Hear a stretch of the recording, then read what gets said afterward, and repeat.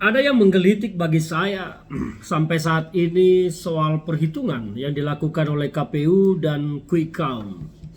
Kita melihat sekarang bagaimana gelap gulitanya perhitungan yang dilakukan oleh KPU karena Sirekap yang dipergunakan oleh KPU dalam proses perhitungan ini yang mengkonversi foto dari lapangan menjadi angka di sistem kacau balau.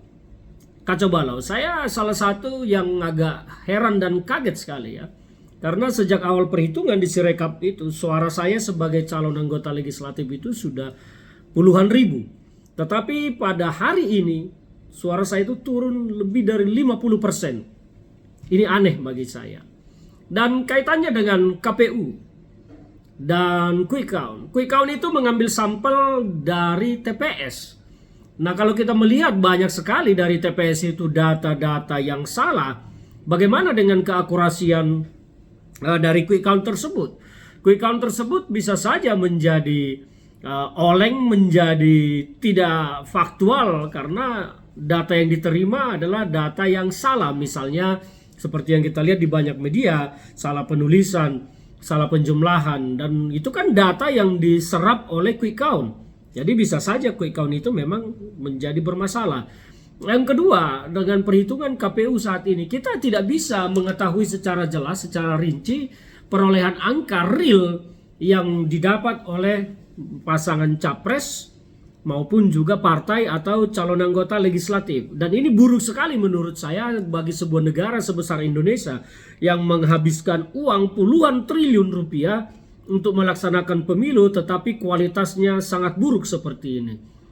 Dan sekali lagi saya melihat bahwa kualitas buruk ini bukan, menurut saya, bukan karena sistem atau alat yang digunakan itu tidak baik. Tetapi saya lebih cenderung melihat ini adalah sebuah upaya rekayasa-rekayasa gelap atau mungkin patut dicurigai sebagai sebuah manuver atau operasi terselubung untuk mencapai tujuan tertentu. Karena negara sebesar ini menyelenggarakan pemilu kalau menggunakan sistem yang abal-abal atau produk yang abal-abal agak aneh dengan uang puluhan triliun. Jadi kecurigaan saya jauh lebih besar saat ini adalah di kebingungan kita dengan perhitungan suara yang ada saat ini adalah terkait operasi-operasi gelap untuk kepentingan tertentu dalam pemilu ini. Itu yang saya melihat. Jadi sekali lagi saya jadi meragukan semua, meragukan quick count, meragukan perhitungan real yang juga dilakukan oleh KPU karena data yang diserap itu adalah data yang menurut saya patut dipertanyakan. Dan fakta-faktanya kan banyak sekali beredar di lapangan menjumlahkan 1 tambah 1 saja bukan jadi 2 tetapi menjadi 11 contohnya.